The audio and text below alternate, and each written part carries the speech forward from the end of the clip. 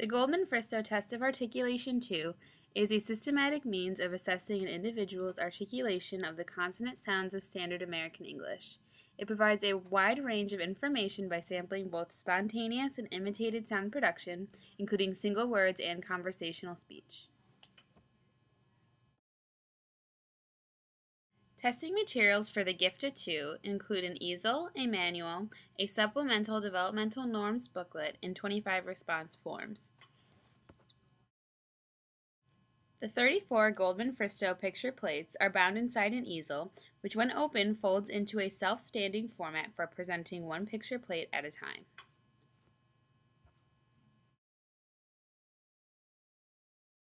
The GFTA-2 manual provides information of rationale and development of the test, administration and recording of responses for each section, determination and interpretation of standard scores, and pilot and standardization of the new content. The technical properties of the test are presented in the form of reliability and validity data. The Supplemental Developmental Norms booklet provides, by gender, the percentage of correct articulations of a particular consonant or consonant cluster sounds, or p-value, for age 2 through 8 years.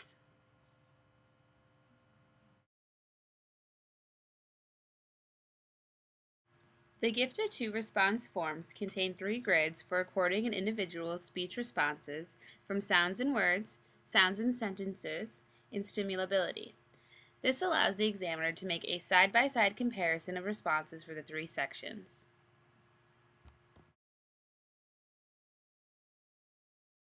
For each of the 3 GFTA-2 sections, the response form includes a separate recording grid with shaded columns of blue, yellow, and green for initial, medial, and final sound production.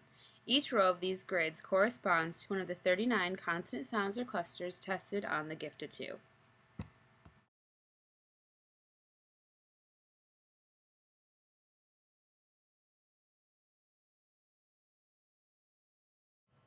Ben, a native English speaker, has been referred by his mother, Kelsey. She states that he is occasionally unintelligible, does not initiate interactions with others, and shows his communicative frustration through aggression. Ben is currently 8 years, 4 months old, and lives at home with his mother and younger sister. Ben had a typical birth, but has a history of frequent otitis media and received PE tubes at 5 years of age. Currently, he utilizes behind-the-ear hearing aids due to his diagnosed high-frequency hearing loss. In his 3rd grade classroom, he also utilizes an FM system.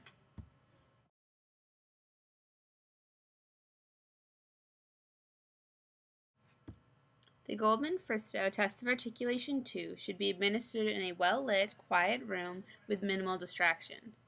The clinician and child should sit opposite one another with the freestanding easel in between them on the table.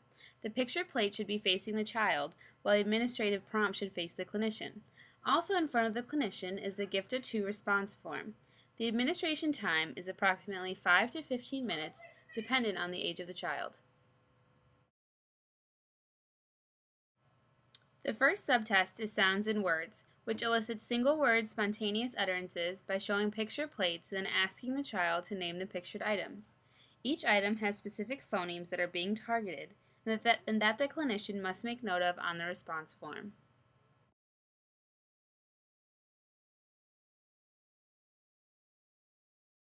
So, how are you today, Ben? I'm okay. Good. So what we're going to do today is we're going to administer the Goldman-Fristow test of articulation. And I'm just going to show you some pictures. They're going to show right up here. And I'm just going to ask you some questions about the pictures. Okay? You ready?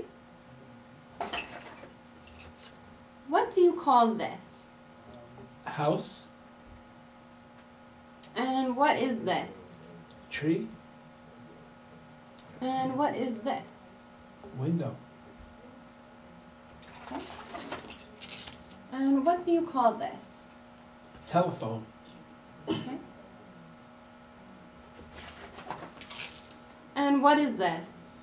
Cup. And what is this? Knife. Okay. And what is this? Spoon. Okay, great. She's not a boy. She is a Girl. Okay. And what is this? Ball. What is this? A wagon. And what is this? A shovel. What is this? A monkey. And what is the monkey holding? Banana. What do you call this? A zipper. And what are these? Pizzas. What is this? A duck. What sound does a duck make? Quack. Okay. And what color is it? Yellow. What do you call this? Vacuum. What is this? A watch. Okay. What do you call this? Plane.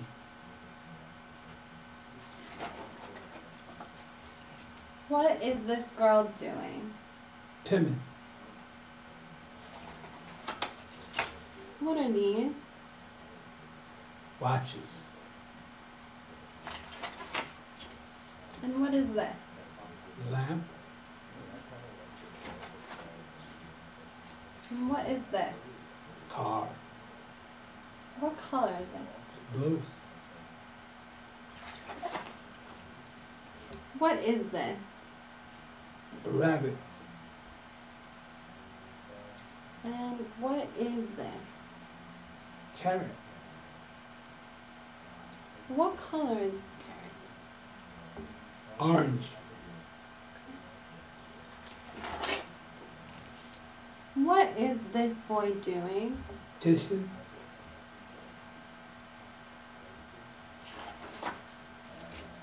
What do you call this? Chair. This fell off of the bird. What do you call it? Tether. What are these? Pencil.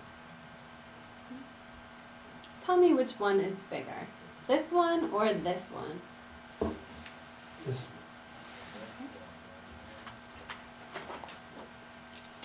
What is this? bathtub. When he gets dirty, he takes a... Bath. What is this? Wren. And what is this? Ting. And what is this? Dumb. What is the horse doing? Jumping. Jumping. Jumping. Jumping. Jumping. Okay. And what is he wearing to bed? Pajamas.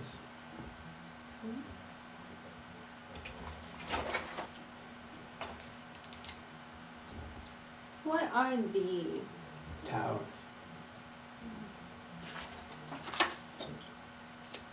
What do you call this? Brush. And what is this? Drum. What do you call this? Top. And what color is it?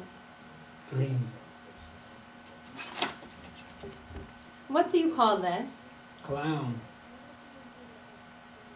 What is he holding? Balloon. What is he doing? Kid. Kid. And what are these? Glasses. What is this? Pipe. And what are these? Pars. How many are there? 5. Okay, great job. That's it. The second subtest is sound in sentences, which is designed to provide content-controlled conversational type speech samples. The child is read and shown a picture-based story and must retell it in their own words. While the clinician reads aloud, he or she should make note to emphasize the bolded target words. As the child retells the story, the clinician can use one of 3 methods to score the target word said by the child. The clinician is also allowed to appropriately cue the child and attempt to elicit the target words. The third and final subtest is stimulability, which assesses the client's ability to correctly produce a previously misarticulated sound production from one of the first 2 sections.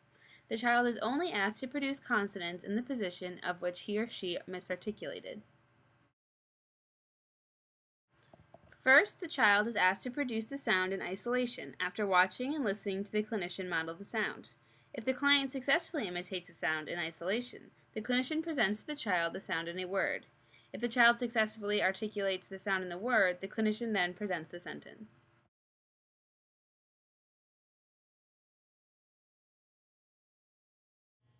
Calculate the number of articulation errors produced by the client to get your raw score. Look in Appendix B and locate the correct table for the client's age. Find the client's raw score and look across the line until you come to the correct gender, and there you will find the standard score, which will compare the child to the norm group of children in his or her population. Continue on the line to the column that says percentile, which shows a percentile rank. This will rank the client's performance in terms of how better or worse they did compared to their population. Also, a confidence interval, an interval for errors, is given. The confidence interval allows for adjustment of the client's score because no test is 100% reliable.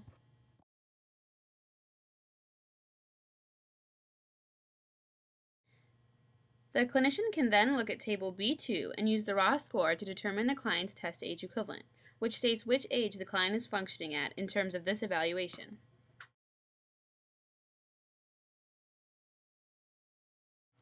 Ben had a raw score of 14, which converts to a standard score of 70, which is below broad normal limits, 85 to 115. With a confidence interval of 95%, Ben's true score would fall between 59 and 81. Ben's percentile rank is 4, which means he performed better than or equal to 4% of his population. This puts his test age equivalency at 4 to 5 years of age.